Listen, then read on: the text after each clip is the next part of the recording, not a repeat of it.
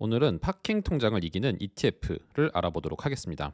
가끔 적금에 넣기에는 좀 애매하고 그냥 예금에 넣어두자니 이자가 좀 낮아서 파킹 통장을 알아보시는 경우가 많은데요. 이럴 때 ETF도 좋은 대안이 될 수 있습니다. 오늘 ETF를 활용을 해서 절세 팁까지 알려드릴 예정이니까 끝까지 봐주세요. 내돈내돈에서 S&P 500 장기 투자를 위한 연금저축 가이드 전자책을 작성을 했습니다. 현재 크몽에서 판매 중이고 연금저축을 처음 시작하시는 초보자분들이 계좌를 만드는 단계에서부터 그만두시더라고요. 그래서 계좌 만들기, 상품 선택하는 방법, 그리고 투자를 진행하는 방법 차근차근 그림으로 설명해 놨으니까 한번 관심 있으신 분들은 댓글을 참고해 주시면 감사하겠습니다. 우선 파킹 통장에 대해서 한번 알아보도록 할게요. 대부분 1, 2년 이상 묶이면 안 되는 돈이나 잠시 넣어둘 그런 돈을 파킹 통장에 넣는 경우가 많습니다. 또 그리고 투자하기 애매한 돈들, 좀 손실이 들어가면 안 되는 그런 돈들도 파킹 통장에 많이 넣어두시는데, 이 파킹 통장의 장점은 예금보다는 이자가 조금 더 높고 언제든지 빼서 쓸 수가 있고, 적금 같은 경우는 중간에 해지를 하면은 이자 손실이 크기 때문에 유동성이 좀 떨어지는 면이 있고 예금 보호도 됩니다. 단점은 파킹 통장을 확인을 해보면 고금리 같은 경우는 금액 제한이 있는 경우가 많습니다. 뭐 50만 원, 100만 원 이런 경우죠. 그리고 세금 15.4%를 원천 징수하기 때문에 생각보다 이자가 떨어집니다. 파킹 통장을 한번 확인을 해봤어요. 제가 파킹 통장을 소개해드리는 건 아니라서 한 4개 정도만 가져와 봤는데, OK저축은행은 50만 원까지 6.5%, 1억까지 2.5% 해서 실질 이자를 따져보면 2.52가 나오고, 토스나 카카오뱅크는 거의 비슷합니다. 광주은행 같은 경우는 1,000만 원까지 2.6%를 주는데 1억까지 2%라서 실제로 1억을 가정을 해보면 2.06%입니다.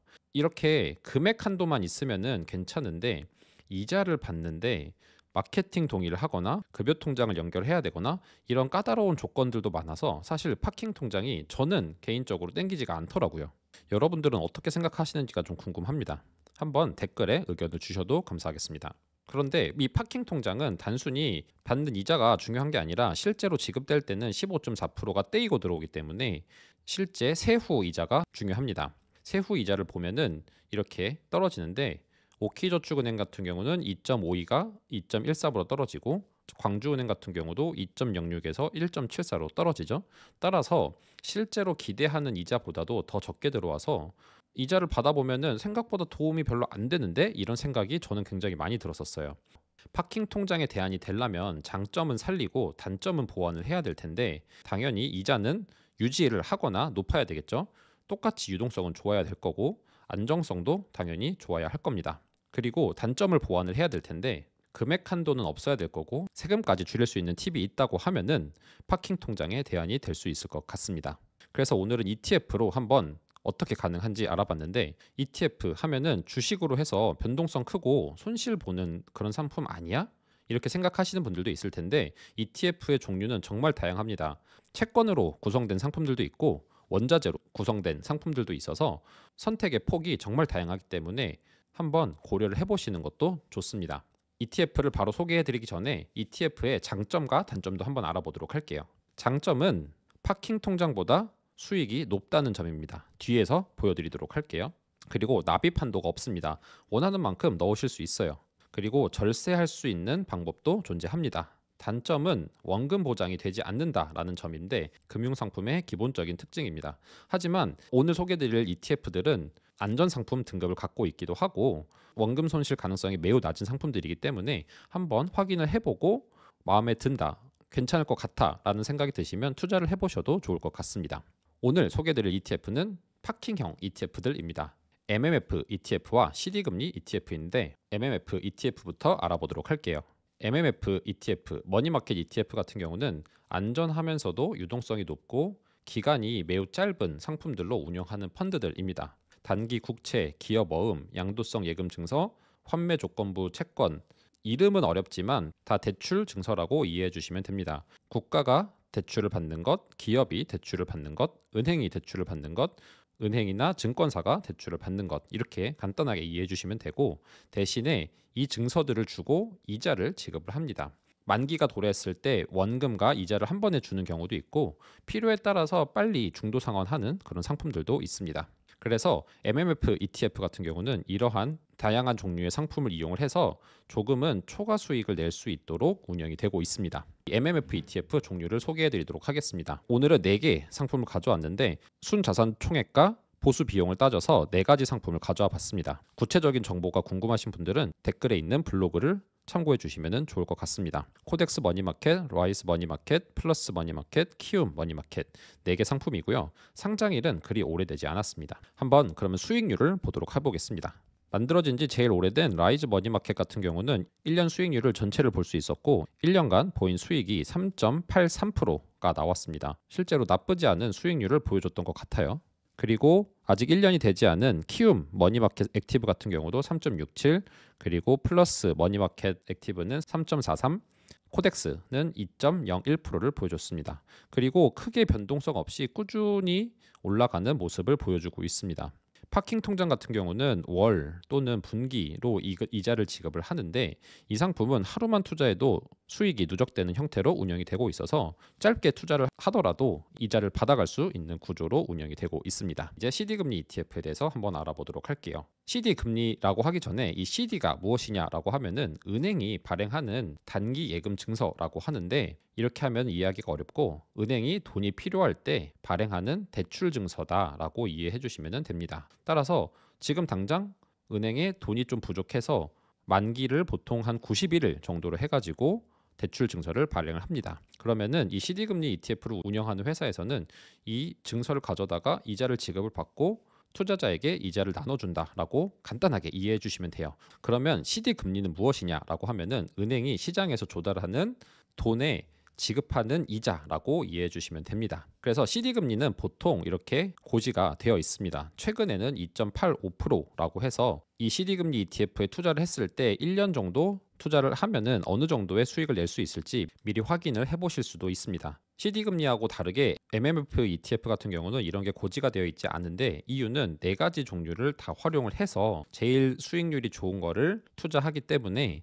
이게 변동이 될 수 있어서 이러한 내용이 고지되지는 않습니다. CD금리 ETF는 총 3가지를 가져왔고 이 또한 순자산 총액 그리고 보수 비용을 따져서 가져와 봤습니다.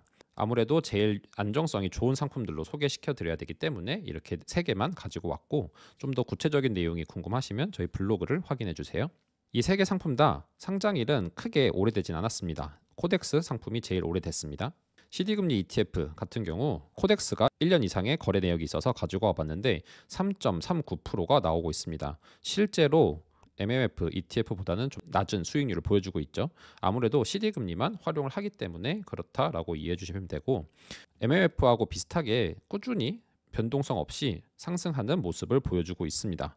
이 상품 또한 하루만 투자를 해도 이자를 받아갈 수 있는 형태로 운영이 되고 있으니까 한번 파킹 통장의 대안으로 고려해 보셔도 좋을 것 같습니다. 그럼 MMF ETF와 CD금리의 간단한 차이점을 설명을 해드리도록 할게요.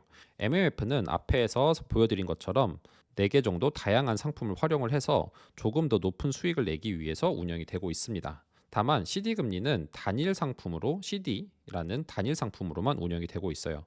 따라서 시장 수익을 그대로 추정을 하면서 아무래도 은행에서 발행하는 채권이기 때문에 안정성도 더 높다라고 볼 수 있습니다.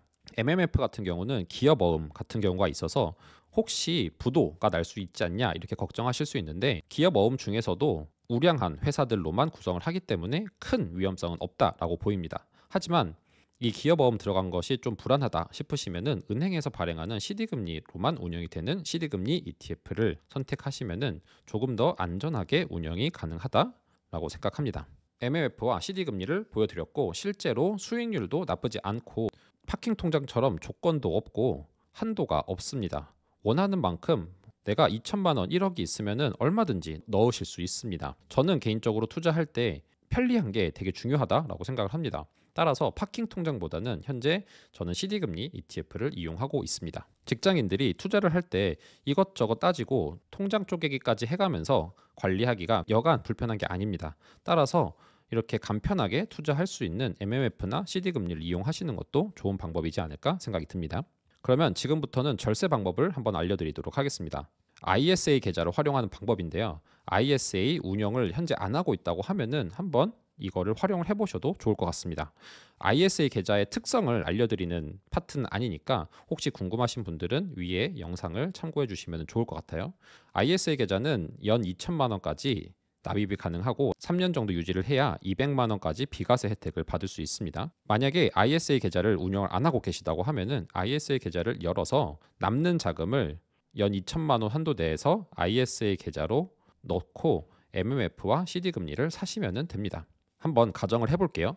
1,000만 원을 납입을 해서 6개월간 놔둬서 2%의 수익을 보면은 총 평가 금액이 1,020만 원이 될 겁니다.